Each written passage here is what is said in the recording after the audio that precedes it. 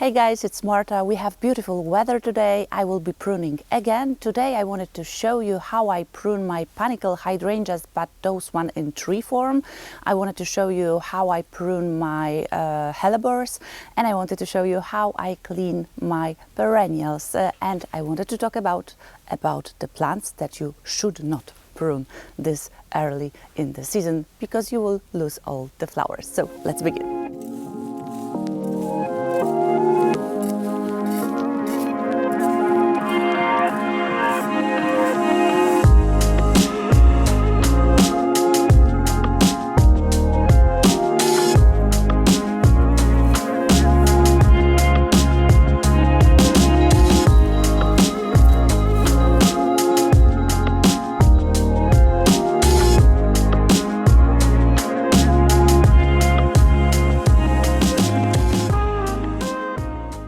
Let's start with perennials. I do a lot of cleaning of my perennials in the fall because I don't want to have as much work in spring. So a lot of catmint or salvias, the plants that I know that are old and can take it, I do it in the fall.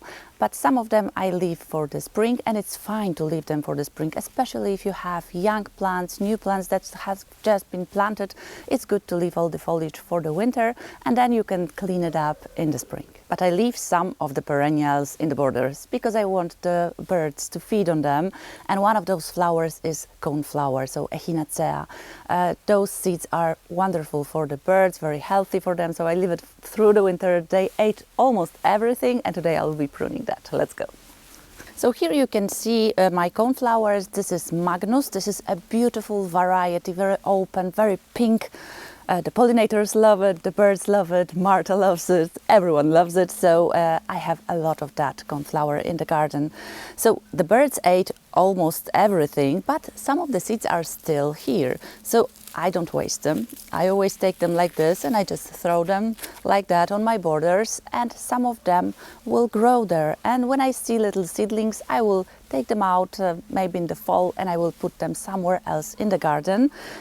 In the new border just outside of my house that you've seen in the fall, I've planted also a lot of Magnus, but also different types of coneflowers. You can see that in the video.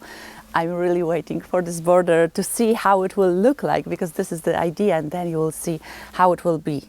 When pruning your perennials, always cut all the dead foliage right to the ground.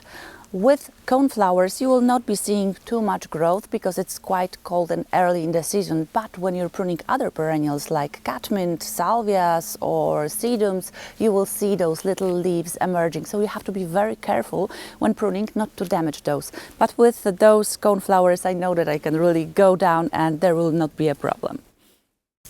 I'm pruning those stems right to the ground, but when you're pruning and you have your watering lines, be careful. I've done that a few times, especially with bigger shears. I was pruning catmint and I've damaged some of the lines. So you have to be careful, and then when you prune them and you will be stepping out of the border, be careful not to step on them because they are tiny, they are just emerging, and we have to be very careful not to damage them. So here behind the coneflowers I have a hydrangea paniculata that is in a tree form. It is not a true tree, but the main stem of the hydrangea is grown very high, and then they let the plant to have a lot of stems high up, so it looks beautiful in the border. But when pruning this type of hydrangea, you really want to go hard with the pruning, so the main structure is very dense, and we want only the strong stems. So I will be removing any stems that are very weak. I will be leaving only the strong ones, and I will be pruning really hard just after the first node, after all the stems begin.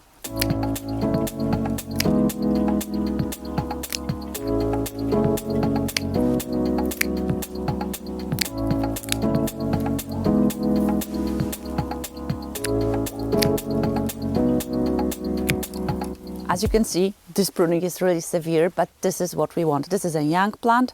I really want to encourage the growth. I want the stems to be thicker. Every year I will be pruning, and this seems like, like nothing, but I think it will respond very well to this type of pruning.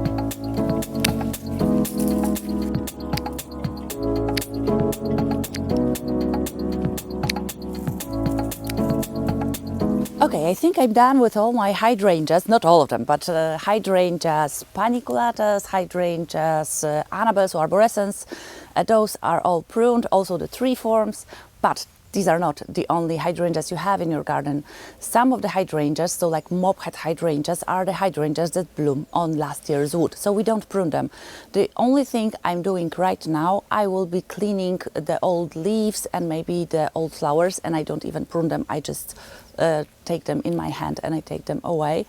And I'm very diligent with making sure that they are not damaged by frost. So if we get any frosts coming, I will be covering them with white fleece so they don't get damaged. And any pruning I will be doing of the dead stems, I will do even at the end of April. I want to wait and see which of them are alive, because sometimes they look pretty dead now, and come April they will be fine and something will emerge on those stems. The next job I will be doing is cleaning this border. This border is full of magnolia leaves, and I have a lot of crocus there and I can't see them because they are covered with leaves. I also have a lot of hellebores here, and now is a wonderful time to prune the leaves of the hellebores. We do that first of all to see the beautiful blooms that are emerging. They are starting to bloom now and they will be blooming until the end of April even. Sometimes they even bloom for me during the season. They are incredible plants, and the leaves look damaged, they have a lot of disease on them, and it's very healthy for the plants to remove all of the foliage now, and they will be growing beautiful leaves during the season, and they will be a beautiful ground cover for your borders. I really love those plants. I need to make a whole video just about them. Oh my gosh, I can see I have some snowdrops here that are covered with leaves. So I will be cleaning this in a second, but first I wanted to tell you which plants not to prune so you don't lose all of the flowers. Let me just get out of here. So which plants you should not prune? Sometimes when you go into the garden in spring, you have your pruners and you're going. And sometimes you can prune the plants that were about to bloom and they are blooming on old wood, and you don't want to prune those. If you have plants that bloom early in the season, so May, maybe even April, these are the plants we do not prune. So plants like forsythia, your lilacs, magnolias, maybe your cherries, those are the plants, if we want to prune them, if we want to reduce them, we don't need to prune them. But if we want to, we have to do it after they have bloomed. So we will do it late May, maybe even early June.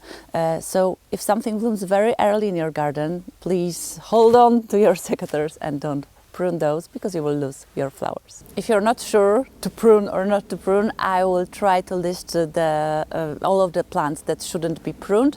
And if you're an experienced gardener and would like to tell us which plants you do not prune in the spring, please let us know also in the comments. Okay guys, I'm going back to this border. I really need to see those crocuses. I really need to see the first signs of spring. And yes, work, work, work. This is what I really love in spring.